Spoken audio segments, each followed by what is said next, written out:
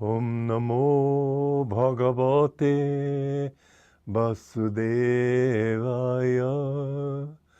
Om Namo Bhagavate Vasudevaya. Om, I bow to the Lord Vasudeva. Joy to you, friends. We've been talking about death in the teachings of Krishna in the Bhagavad Gita, and he says that those who die will have to be reborn again. So why grieve? And what I want to emphasize right now is the importance of not grieving. Some people they feel that they're not alive if they're not weeping. Read the novel Pride and Prejudice. It's great fun.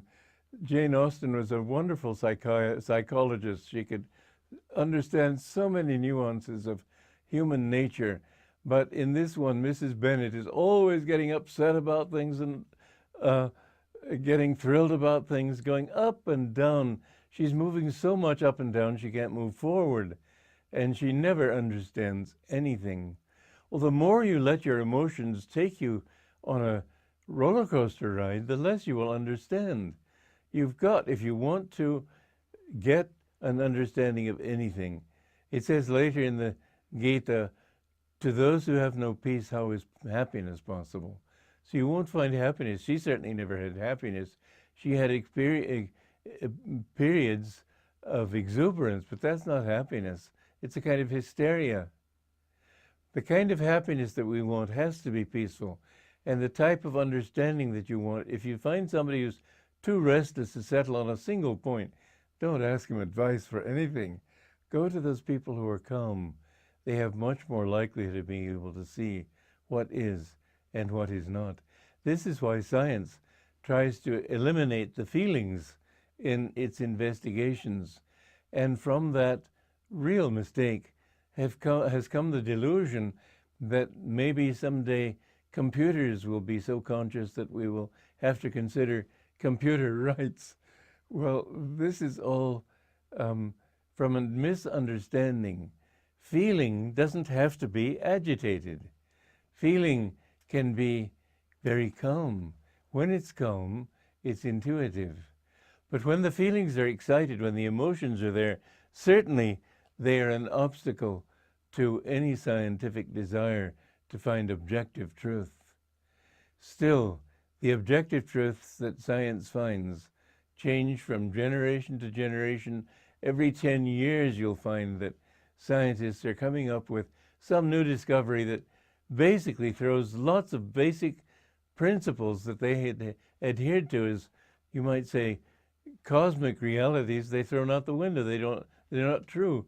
Science is constantly fine-tuning and correcting itself, and it will continue to do so. It cannot do otherwise until it understands that the essence of consciousness is feeling.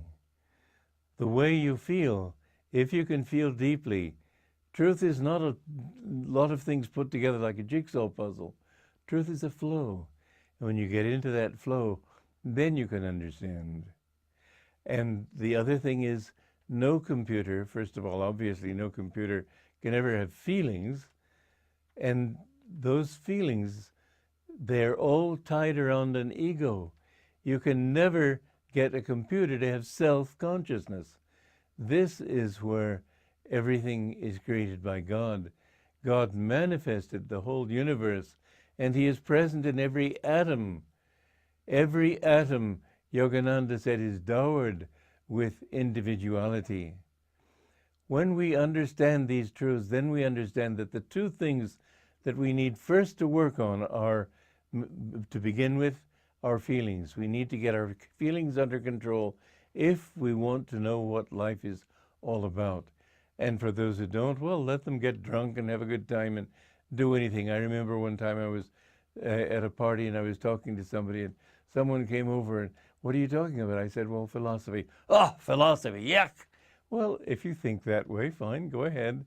You'll reach the point, however, where you've had enough of suffering, you've had enough of pain and sorrow, and you begin to think, what is this all about? Why do I have to keep going through these things? That man died a drunkard, poor fellow.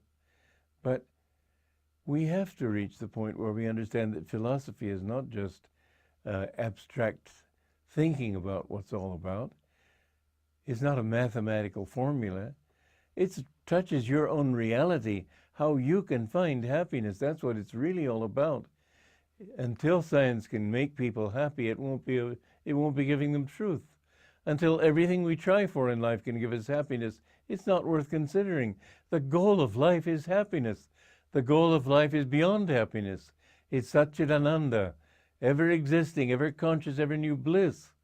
And this is what life is all about.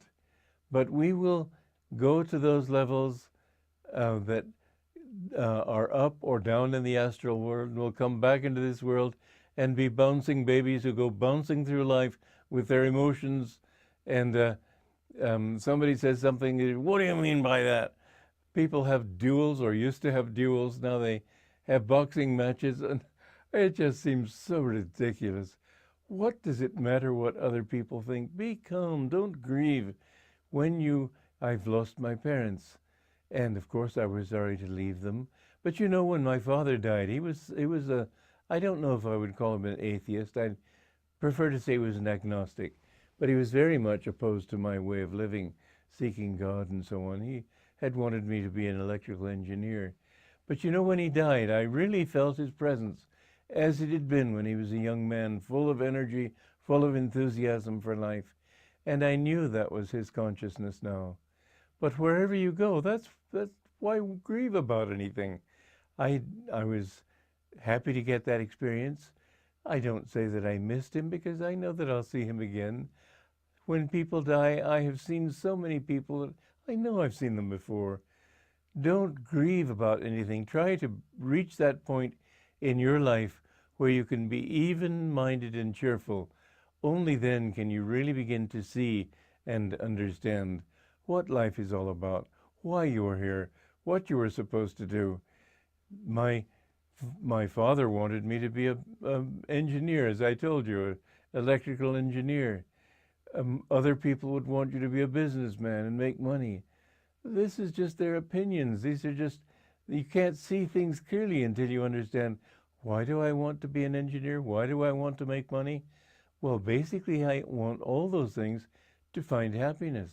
And will they give me happiness? This is the next question the calm mind must ask. And you have to say, well, no, I haven't seen anybody who's really happy just because he's done these things. And so with calmness, you can pull back and say, is it giving me, and will it give me, and has it given anyone what they wanted? And you have to say that looking over the human scene, nobody seems satisfied. Nobody's happy. You see in their eyes a lot of unhappiness, a lot of frustration and unfulfillment. Is that a word? Lack of fulfillment, anyway. And there's one class of people that you cannot say that of, and that is the saints. And the saints include all those who sincerely seek God, even if they haven't found him. There is something in the eyes of those who are seeking that higher truth that bespeaks inner contentment, inner peace. With that much in favor of seeking truth, don't you think you should really take this seriously? Get your mind calm enough so that you don't say, oh, yuck, and think seriously whether this may have something going for it, this truth that I'm giving you. It's time you took up this battle of Kurukshetra and fought against your lower nature and decided that you needed to reclaim your higher nature. Joy to you.